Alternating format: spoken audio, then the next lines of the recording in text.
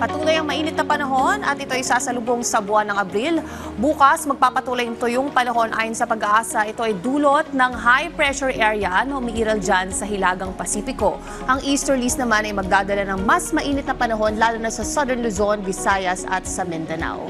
Kaya sa mga nakabakasyon na, ito po ang beach weather sa ilang mga lugar sa bansa. This coming Holy Wednesday hanggang Good Friday ay zero chance of rain sa Metro Manila, Cebu City at maging sa Metro Davao. Gayunpaman, mag-ingat pa rin po tayo sa init dahil posibleng umabot sa 36 to 37 degrees Celsius ang temperatura bukas ng hapon. Dito yan sa Metro Manila. Habang babala naman po para sa ilang mga lugar bukas, posibleng pumalo sa 40 degrees Celsius ang heat index. Kabilang dyan ang Dagupan City sa Pangasinan, Tuguegarao City sa Cagayan, Coron, Palawan at dyan din sa San Jose Occidental, Mindoro.